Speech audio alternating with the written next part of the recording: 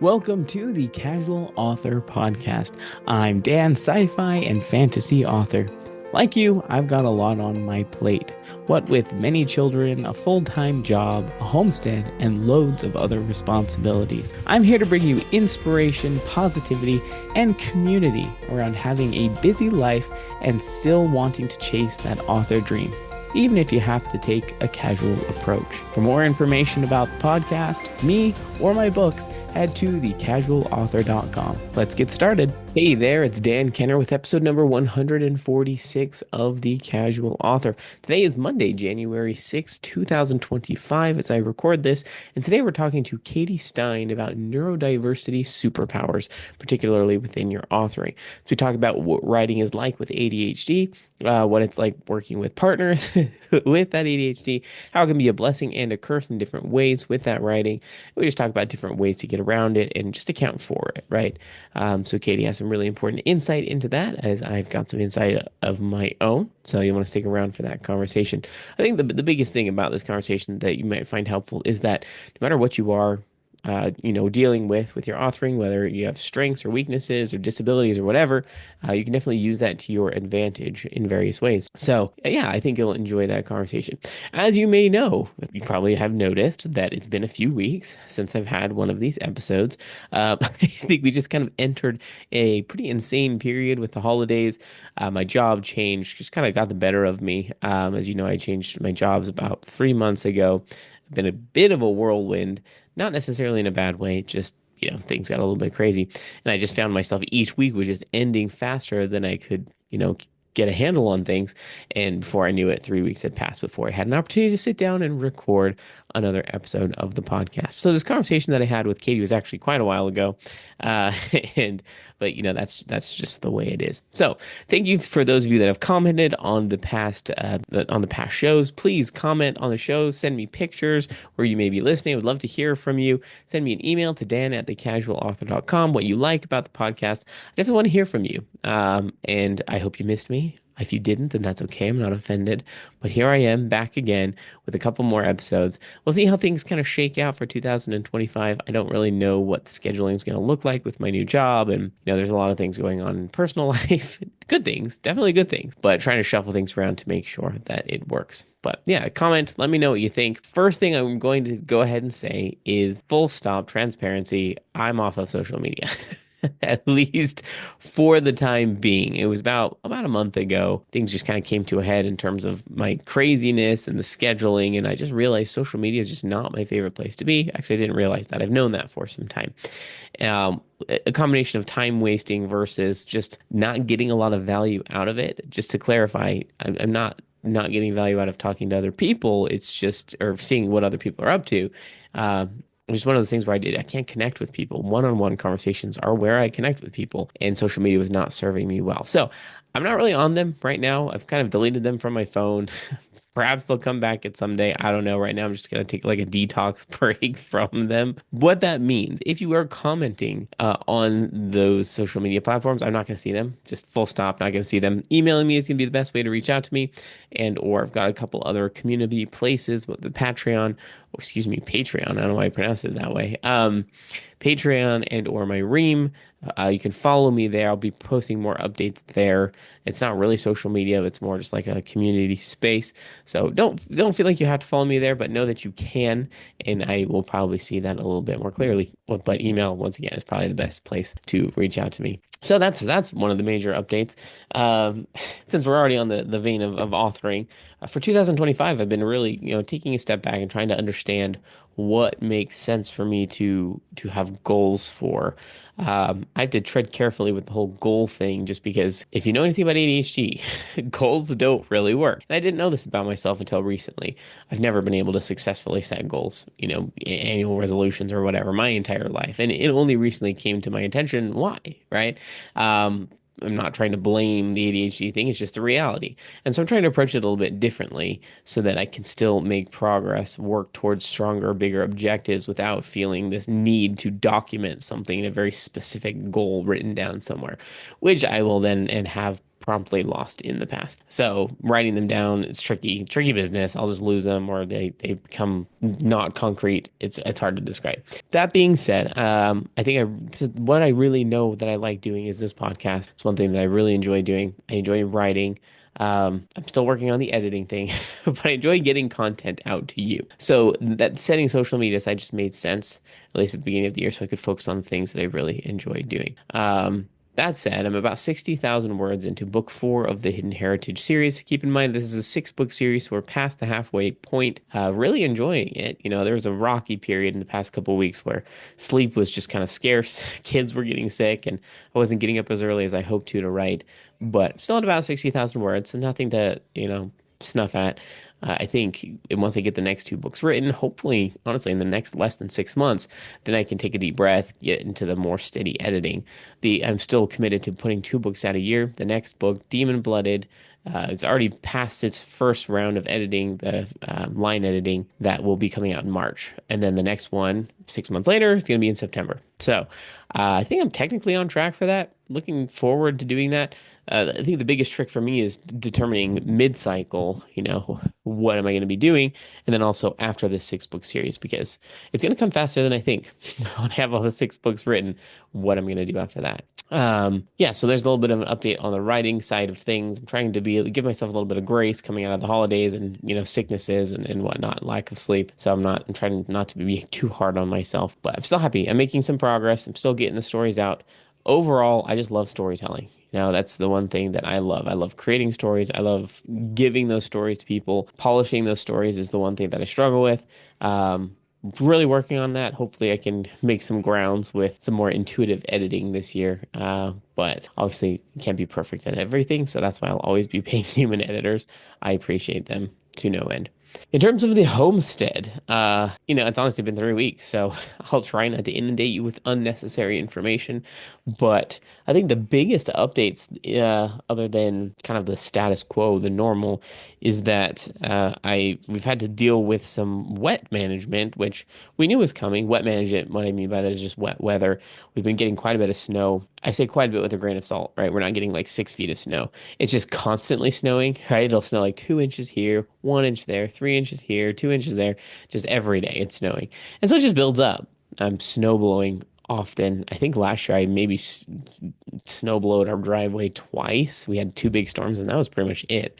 The rest of it was light dustings, but it's just constantly going. So it's building up, it melts away, and then it builds up again and melts away. So what that means is it's just like wet out there in the cow pen. It's just like a muck mess. It's muddy with manure. It's not just dirt, it's manure muddy. And so getting that hauled out has been kind of tricky because you can't really haul out water very well. So I've had to put down gravel to kind of like deal with the lakes, the muddy lakes that are being created, puddles that she's having to step in. Definitely not good for a cow. So she has dry places to sleep, but outside of her house where, she's peeing and manure is and all the rain, water and snow melt and everything is building up. It's been quite an interesting challenge. I don't have a solution. I'm just shoveling 2 wheelbarrow fulls of hay and manure and water and muck every day. And we're doing okay. I think we need to come up with a better solution next year. Think about that a little bit more. But for now, we're just kind of in survival mode, trying to get through the next couple months of really deep winter. And then when things really thaw out, it'll be even wetter. The cow, her calf, Mac, is growing very, very quickly, which we're grateful for. Keep in mind, he will be meat eventually. Not for a while. We're looking at a year and a half more before that even comes to play. But he's getting stronger and bigger. And I think the biggest challenge with him is he's still acting like a puppy. And I'm trying to figure out how to train him properly. I've got a halter on his head finally. Halter's kind of if you don't know, it's the straps that go around their face and chin so you can tie a leash to it or put something on it so you can kind of guide them around. I'm trying to do that and I'm still stronger than him for now, but he's getting really big and he jumps around. He gets really excitable. So we're trying to figure out how to calm him down because once he's 1,000-pound cow, we can't have him running around, bumping into us and jumping on us like a dog because I would rather not die. So great that he's playful, but we need to figure that out. And his bottle situation. We're still feeding him bottles, which I know some people wean their calves before now.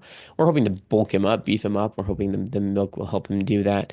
But he's just got this like unhealthy attachment to the bottles because he gets really excited when he sees them and he's disappointed if he pulls the lid off and it drains all over his face because sometimes he gets so excited he pulls too hard on it. I think we're going to be transitioning to a bucket here soon. I'll just pour it into a bucket and let him drink out of the bucket. It's probably going to be better, except because he's so excitable he knocks over the bucket. So that's a problem for another day. I'm just trying to solve it one day at a time.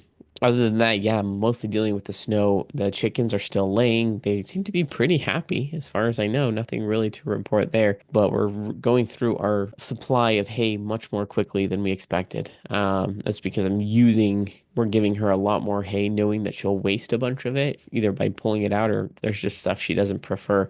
So we take that out and it becomes bedding for the next day. It is what it is. I mean, we're going to be dealing with waste either way.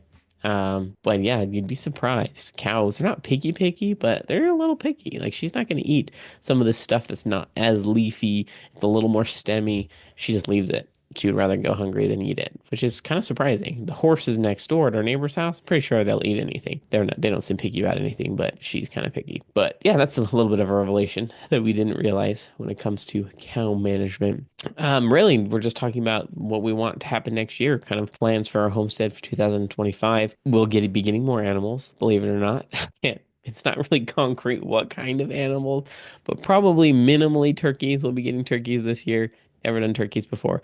Eventually, we will be getting pigs. I don't know the timing on the pig getting, but it's going to happen at some point, one way or another. So just kind of buckling up for that, knowing that it's on the way. Yeah, I believe that's everything in terms of updates for the homestead. It's a little bit nebulous and kind of crazy, but it's the reality of the situation. So, at the risk of over talking about unnecessary details of the homestead, let's go ahead and jump over to the interview with Katee.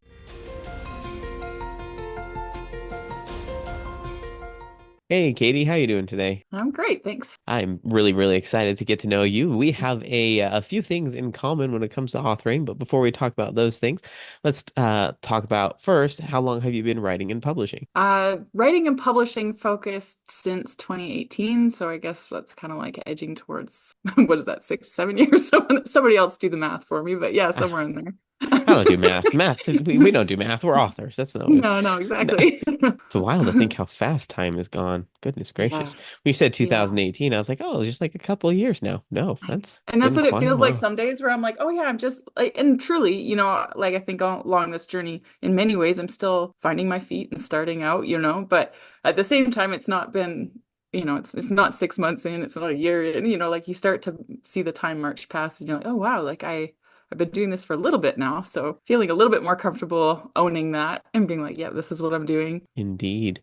Well, and Mhm. I don't know if you ever feel like an expert. Maybe some people do, but there's just always so much to learn and the industry is constantly Yeah. changing. So a lot changes in 6 years. But Yeah. Well, and I think the more you kind of like figure one thing out, you just learn that there's, like you said, there's so much more behind it and there's something else to like dive into. And it's always learning and it's just being open to learning, which is, I think, that's the process that we're in as writers. And yeah, I like the idea of craftsmanship because craftsmen never stop. We're, always are it's moving true. forward. You're always refining. You're always trying to, figure out that next little piece. And it doesn't take anything away from what you're working on in the moment, but it's just you're never done. And I Yeah. kind of like that sort of view of what I want to do in my own sort of career is just keep moving forward. Well, and I think it's helpful to look at it from that perspective. So you're not crippled by what isn't there yet. Some Yeah. people might be overwhelmed by what is changing or what could possibly change, but it's just like, as long as you know it's going to change and you're willing to adapt and change with it, then, like you said, it doesn't have to affect what you're working on today. So, Yeah. I mean, sometimes it does. Where you're well, like, yes. ah. But in theory, in like as an ideology, I want to kind of hold on to that and hold it out there as what I'm trying to keep track of. Right. Yeah, for sure. Yeah. So to date, how many books have you published? Is it the two or are there more Two. than Yeah. two? Yeah. Awesome. So the first one was Glass Helix through Stag Beetle, and then just the September Earthbound, which I indie published. And then I Nice. have another one coming out next year. The date is to be determined as I'm going along here with this process. But yeah, so hopefully the sequel to Earthbound will drop next year. Very cool. I don't really set hard dates unless Yeah. certain conditions are met Yeah. as well, namely the completion of certain files and things. But yeah, I Yeah. love that. I love that you're making progress. You kind of have a plan moving forward. So I want to Mhm. talk a little bit about your publishing journey because your first book that you published then was with Beetle, is that right? Yeah. Yeah. Yeah. That's Okay. right. So how did you find Stag Beetle? Why did you decide to go with them? Yeah, that was such a kind of a cool thing because I had queried, I'm not going to get the dates right, so I won't even try, but That's I'd okay. No queried one's checking Glass your work. for, It's all good. yeah. Please don't give me a failing grade for dates and math.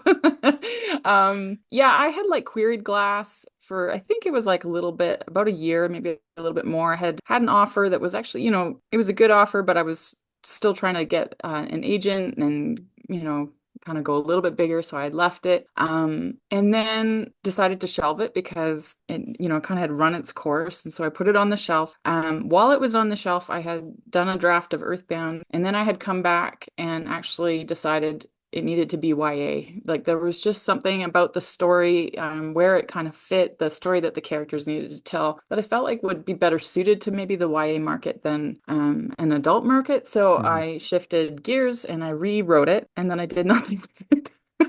So I rewrote it and put it back on the shelf. And then one of my writing partners reached out to me one day and just said, "Hey, I can't remember who she knew connected with Stag Beetle, but she was like, hey, they're open for queries or whatever and stuff right now. You should submit Glass." And I was like, I hadn't even gone through and done like a ton of like kind of cleaning up on it or anything like that. So I was like, what the heck, I'll just throw it out there.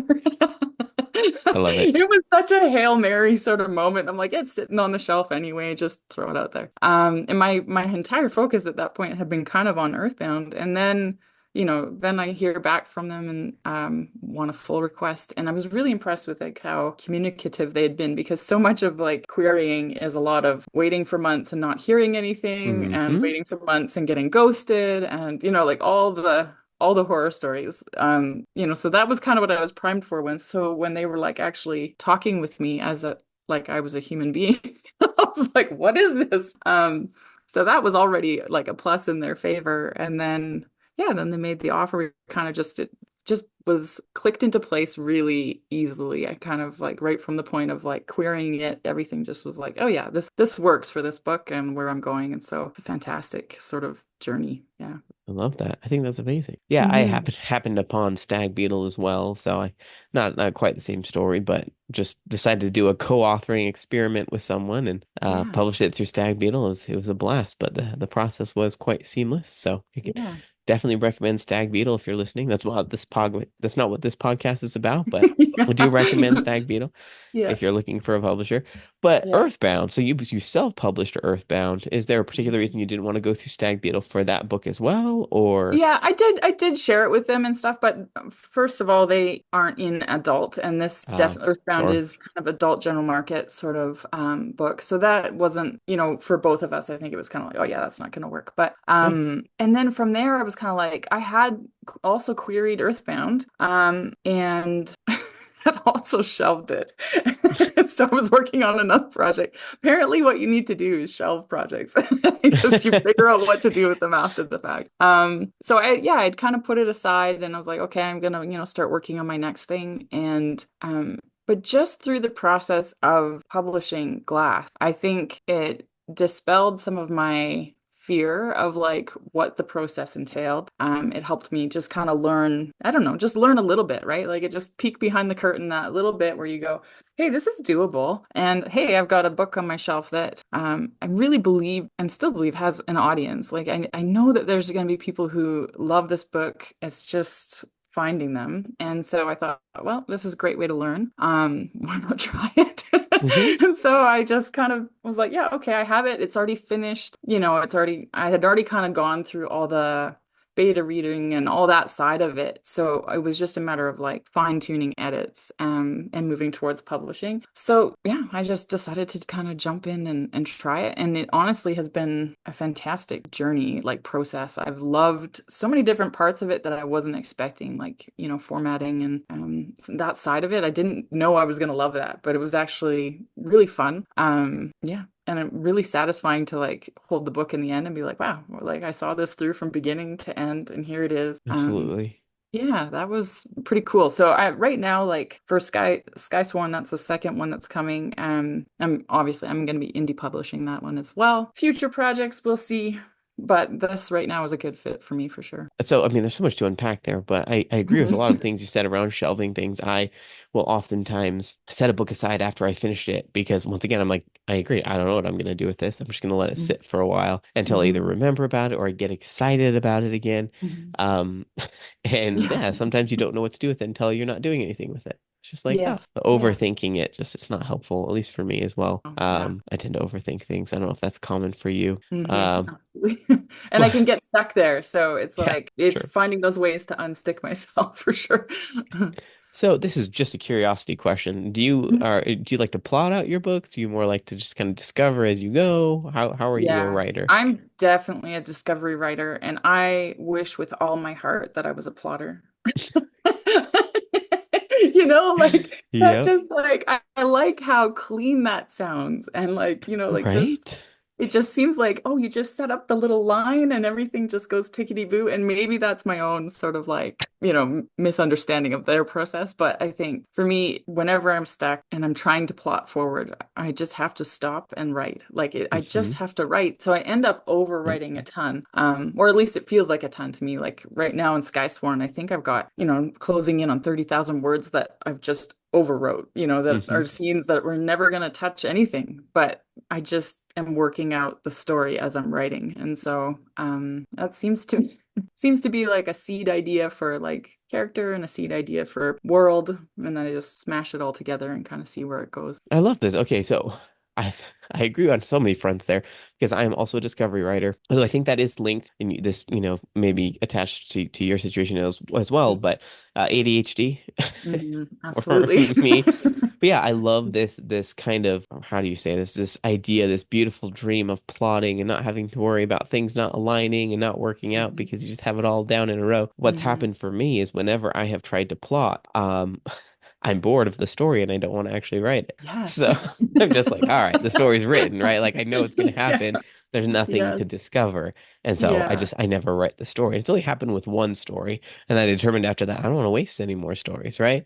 Yeah. Yeah. Because I don't want to ruin them for myself. But agreed. Yeah. When it comes to Yeah. sticking, when I feel stuck or like I don't know where to go, I need to stop thinking about it and just write, Yes. like you Yeah. said. That tends to get me Yeah, out of it. totally. And I think like that whole idea of like not spoiling it for yourself is there is that tension of wanting to see what's coming. And I think that's what kind of hits on the like the excitement or being able to draft, it's like when I can kind of go, oh, this could happen. And then that gives me kind of that push to get the next scene out. And then I can think about the next thing.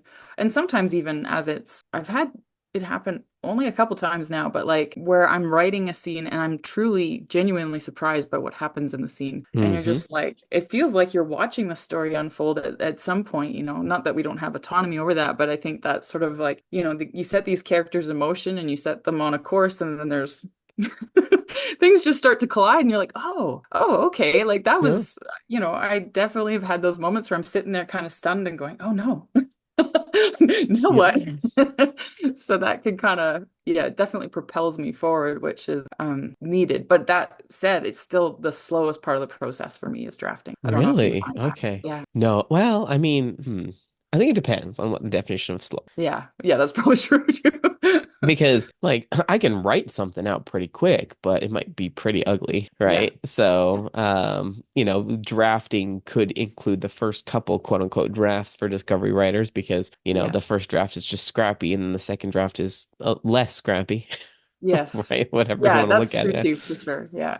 But Yeah, yeah, but even getting down that first draft generally has taken for me about a year. that's been Okay. about as fast as I can go with that. I'm in like the second draft right now with Sky Sworn, and I just already feel like it's just like it's going faster, and it's like each subsequent draft seems to like pick up speed, as you kind of you're like, okay, I'm more and more Yeah. certain with where I want all the pieces to land and work out. So, Yeah. I mean, I think that's definitely true. Everyone has different styles, but I'll be completely honest Mhm. with you.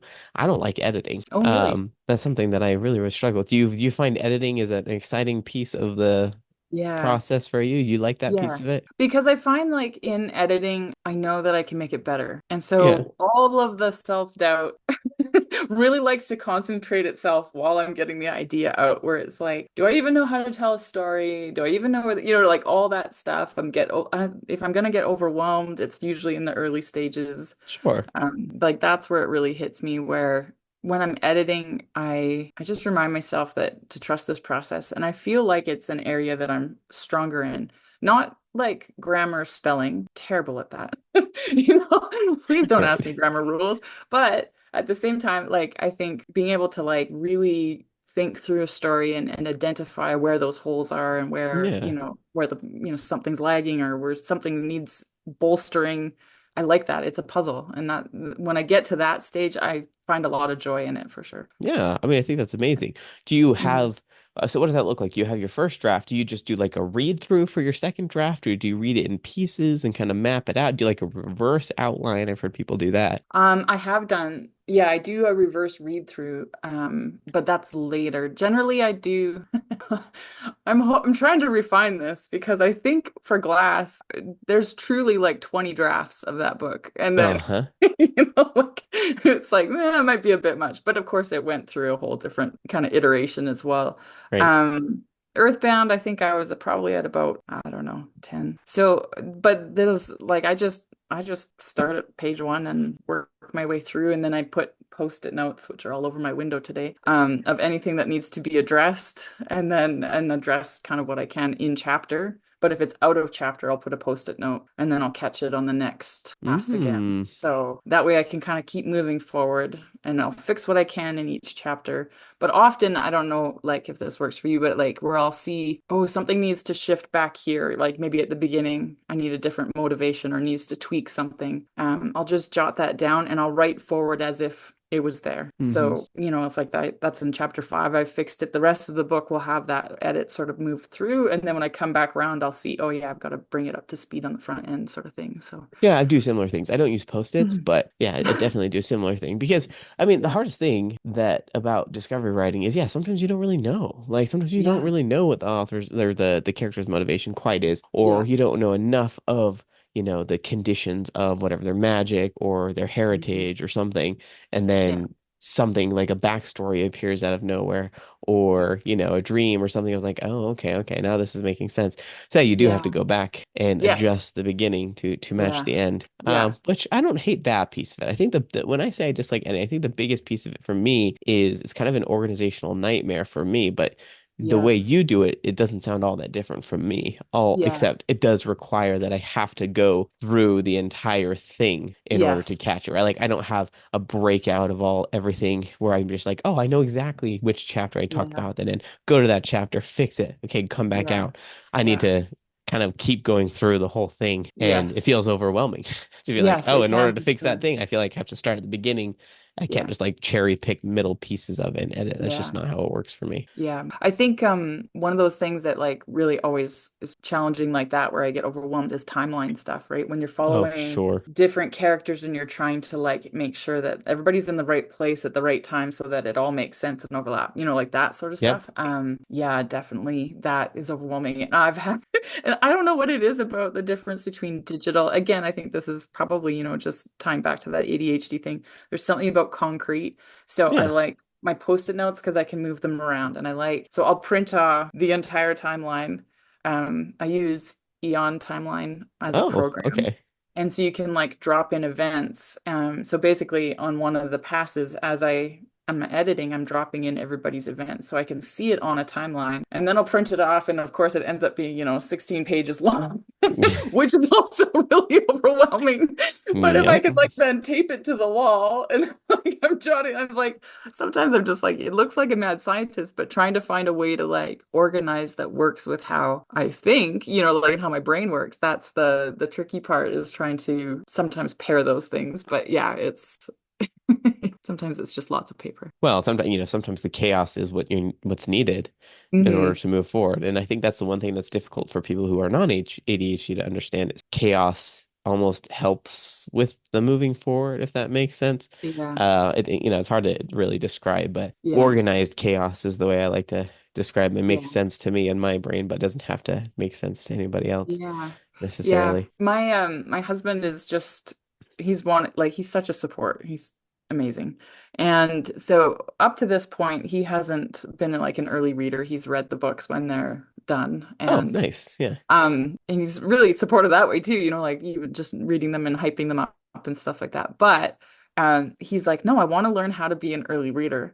And so this has been a new journey for us because he's like he is Mr. Organized. He's very straightforward, like he's the guy that keeps our family, moving in one Hmm. direction. So that is his personality, which is love. But now we're trying to like meld that into like my writing process. And so we've been talking, it's funny. He's doing great. He's been reading through the beginning of Sky Sworn, but his impulse to like, well, we need to fix, hey, here's something you need to fix. I'm like, oh no, that's a That's fix. later. Yeah, that's a round 10 fix, man. So, and he's like, what? Because in his brain, it's like, obviously, as soon as you see it, you're going to try to fix it. So, Yep. yeah, it's kind of funny trying to like now pair our two ways of, kind of thinking or whatever. But I appreciate his efforts. So I think it's great because if we can get this down, I've got a built-in alpha reader. I think that's Yeah, right. that's Like, legit. Having built-in anything is great. I've talked yeah. to other authors who've had built-in cover designers and editors and all sorts of things, and I think that's amazing. My Yeah. wife is also very organized. She is the Yes. more organized in our relationship as well. So she Yes. has just learned to turn a blind eye to some certain things that stress her out, namely my office. Yes. I position myself perfectly so you can't see anything in the background. Yeah. No, it's really not that bad, but Yeah. to Yeah. her, who she prefers organization. But Yeah. the one thing I do want to highlight there is two things, right? That everybody's process looks different. Mhm. And particularly if even if you're not ADHD, but if you are, you kind of have to figure out what that process is. And the only Mhm. way to figure out that process is to do it more, right? Yes. To try and do it more and keep moving forward, which is what you've done, which I've done the Mhm. same thing, right? The first Mhm. one is a little rocky and it takes a while to Mhm. figure out, like, I don't know what Yeah. feels right. I don't know what I'm doing. And then each book later, like, oh, I liked this. I tweaked something. Oh, I like this better. I did not like this better. And then it just Yeah. becomes a flow where you just Yes. realize I know what I'm capable of, or what works for me and what doesn't work for me. And Mhm. you have to accept that. I think acceptance is a piece Yeah. of it that's really important. 'Cause if you keep straining against yourself and trying to force yourself to conform to some other specified, organized process, then you're just going to feel frustrated. Yeah, absolutely. I love that because I think the straining and that sort of stuff, I grew up and I didn't think like I knew I loved stories and I knew I wanted to write. I didn't think I could. Right. Like I Me too. remember like loving creative writing in school and we'd all write our little stories, and then there was that girl in the class that was like super she came into Yeah. class with her like Uh-huh. very beautifully handwritten, story and everybody was raving about it. And I remember just thinking, oh, I wish I could be that person. Because it just was like I had this much more chaotic process and that just didn't compute to me that that was still possible because of whatever self-beliefs I had at that time, and even like how teachers teach it, Hmm. I was talking with a school, a school. I think it was a grade 11, 12 lit class or something like that not long ago. And the teacher's talking about outlining, and you could tell he was having this moment like, and now tell, and I was like, oh, You're like, uh-oh. I'm sorry. I'm not the right person to And talk I'm to like, about this. please, yeah, please listen to your teacher, but also this isn't the only way, like, and I remember writing assignments and then going back and writing the outline just to Mm. fulfill the like Yeah. requirement of hand your outline in with your work sort of thing. Yeah, anyway, but I mean, you fast forward years and years later and you all of a sudden have to figure it out. And there's so much writing advice that I think is completely valid for the right people, Right. but it doesn't necessarily fit everybody. And sometimes it's sold as if it should, right? Like if you just do this, then Hmm. you'll get there. And if so when I was first starting, I actually like kind of shut down to like outside advice and outside input because it was like I needed the time and space to figure out what worked for me. Which I know some people would maybe get a little rankled, like, don't shut out people who are telling you what to do or how to do it better. But I think there's a time and a Right. place for that sort of craft advice. And if it's feeling too vulnerable, then it's okay to just let it sit. You'll probably, come across it later and it will fit in as it needs to. But allowing ourselves to like develop our own writing voice and our own process, is valid too, I think. Yeah. Well, I would definitely say it's more than just valid. It is, Mhm. it should be applauded because in the sense that okay, how do I say this? Creativity seems like it's his in school and in a lot of situations is being treated like architecture, right? Yeah. Where it's just like Yeah. it has to be done a specific way for creativity to work. And it's just like, well, that's not necessarily true, right?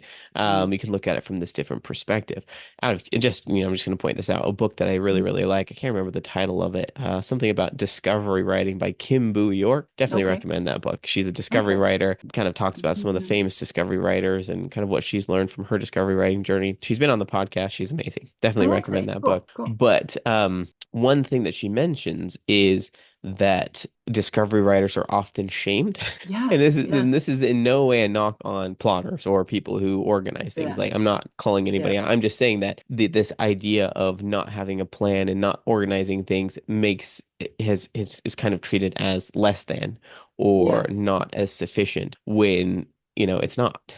That's just kind Yes. of this societal Yeah. explanation of things, but it's Yeah. actually very, very normal, right? Yes. Discovery Yeah. writing is much like anything else until when you're met with a problem, you solve it, right? In the Yeah. moment and you move forward without having a plan for how to solve that problem. It's just like you're doing that in your writing and it works out just fine. Yeah.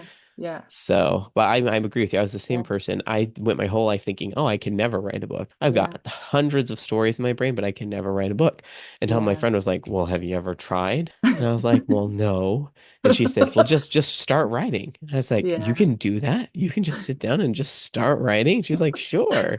And lo and behold, you can. Yeah, So, yeah. Isn't that amazing? I think that was like the thing too, where obviously had like continued to like write, but it was very private. It was for myself, and it yeah. was like the sort of like secret dream, like Hmm. a few of my people around me knew that I loved to write, but that was kind of it. And it's not like I was sharing my writing with them. They just knew that I enjoyed it. And then Right. started kind of like going, okay, I'm going to finish this book. I'm going to write and, whatever, and just kind of keep forward. But then there was like, well, I'm an education assistant by trade sort of thing. So I was working in a high school and we had a little writing group and that was really fun. And one of the students in the writing group finished her book, like a full-fledged novel. And Cool. I just remember being like, well, what's my excuse?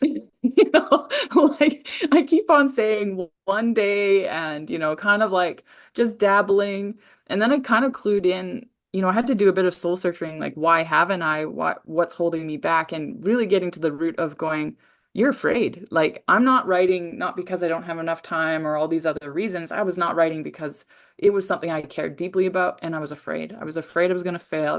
I was afraid I was going to figure out that I couldn't do it.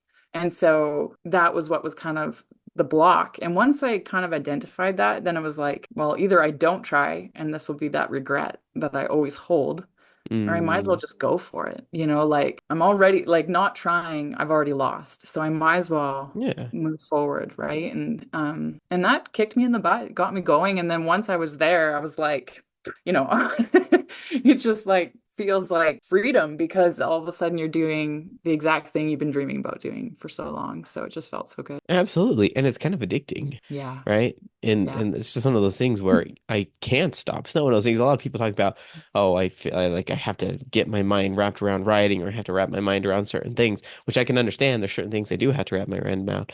But Hmm. when it comes to writing, I just want to. I every day Yeah. I'm just like, ooh, when can I write? Ooh, when can I Yeah. discover? Yes. So, That class I was talking with, one of the best questions from one of the students, because of course they all had to come up with a question. And one of the students was like, don't you get bored?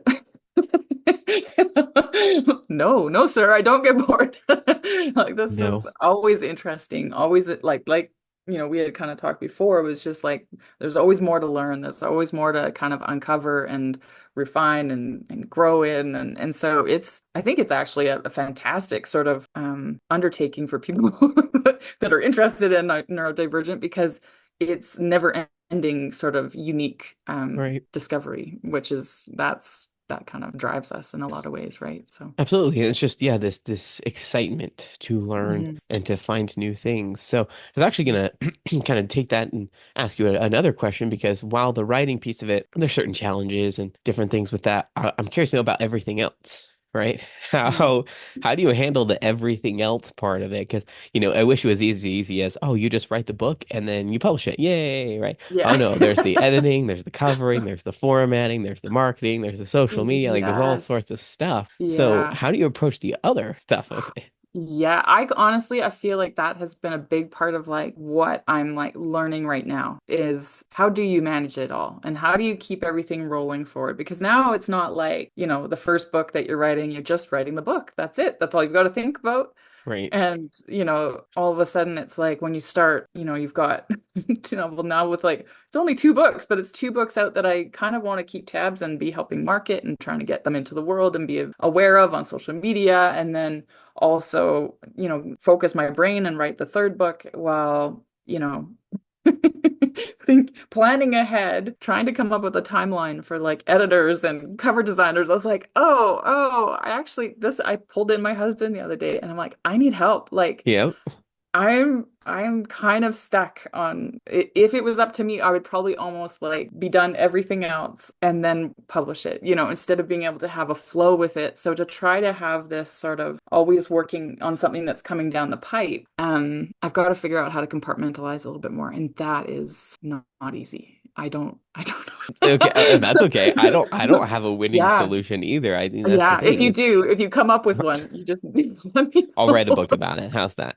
No, Yes. I yeah, I don't know. I think, the biggest thing that I'm learning is understanding where your values and priorities lie when it comes to, Yeah. doing all these extra things, but then Hmm. also working with the right kinds of people, if that makes sense. Yeah. So Yeah. yeah, I'm not great at scheduling ahead either. Yeah. And I've gone through a few editors, not a knock on my editors, they've been great, but I Yeah. can't expect an editor to be like, "Oh, I have a book ready. Are you ready?" And they're like, "No." Yeah. Like Yeah, I I've got know. stuff going on. I'm just like, oh, you probably do, right? And so Yeah. I found different editors and cover designers and people that are like they'll kind of come along with me and they know me. They know that Yes. I probably won't follow up. That every once in a Yeah. while they'll just send a note to me saying like, "Hey, Yeah. just trying to Yeah. get ahead. Like, do you have any books coming up?" I'm Yes. like, "Oh, you know what? I do." So Yes. sometimes it just takes surrounding yourself with certain people that can kind of Yeah. help account for. Now, this is in no way me saying you don't try to, get stronger at Yeah. your weaknesses. All I'm saying is I know myself, and Yeah. planning ahead is not my strong suit either. Yeah. So Well, and other I think people who that's do it. plan ahead are helpful. Yeah. So, Yeah. Yeah. Sorry to interrupt. I just think I just got really excited. But I think that's it, right? Is like kind of figuring out that's the working out of what makes sense. And it's, obviously there's going to be deadlines and, to even with glass, working to deadlines and stuff like that. I had to do it. I learned to do it. I can right. do it, capable of it. And yet on my own stuff, I know I need deadlines, but I found like was kind of like, ooh, I didn't love that pressure and it felt like it shut me Yep. down a little bit. And It so did. if I can have like a deadline that is like soft enough that gives me a bit of like slack, then all of a sudden like often I'm done when I would originally the deadline would have said. But I just need that mental like I can just lift the like pedal a little bit and go, okay, it's all right. I've got a bit of room. I can, roll with this. So I still get the urgency.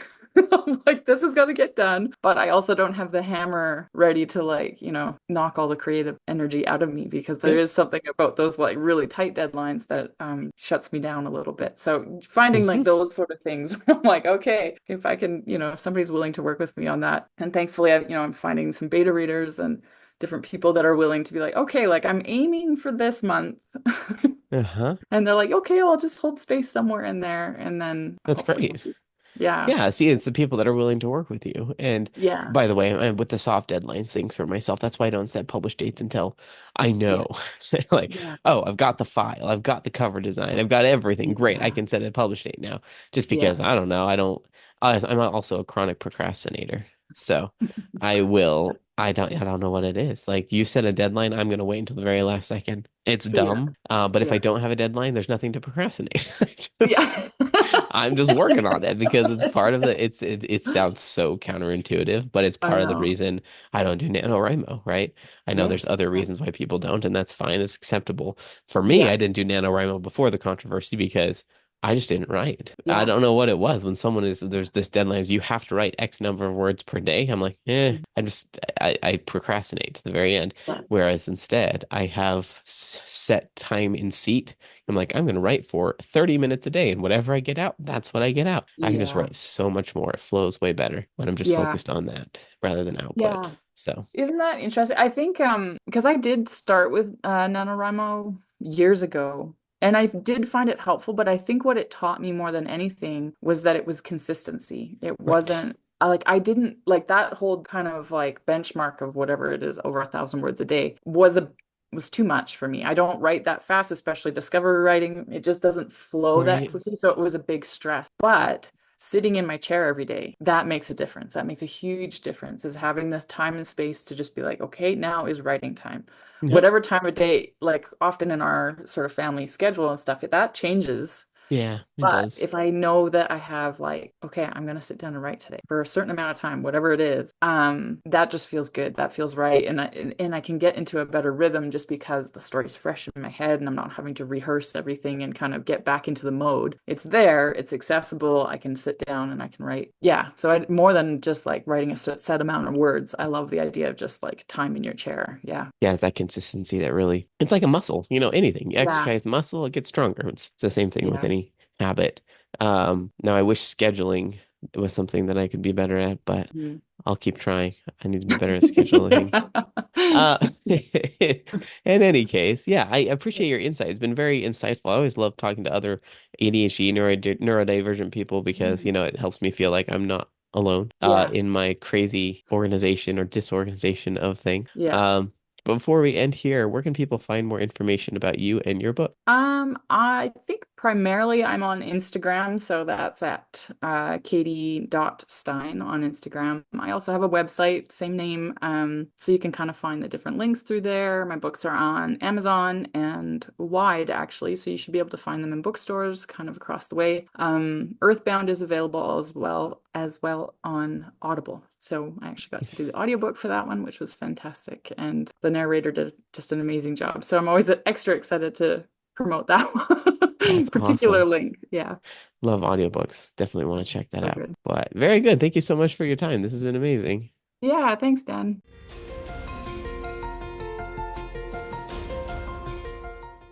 I hope you found that interesting and insightful and uplifting as well. Katee was just a really delightful person. I enjoyed having the conversation with her. It was nice to relate to someone who kind of understood the way I was thinking as well.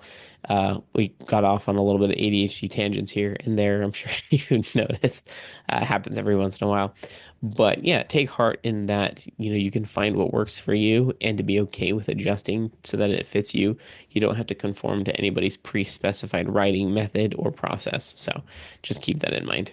Write the way works for you, but also be willing to adjust to recognize that there may be better ways to which you can to adjust yourself. So obviously there's a little bit of give and take in there, but don't feel like you have to be something different that might not work for you. So next week, we'll be talking to JD Barker about Dare to Think Different. So JD Barker talks about his unusual writing career, where he started.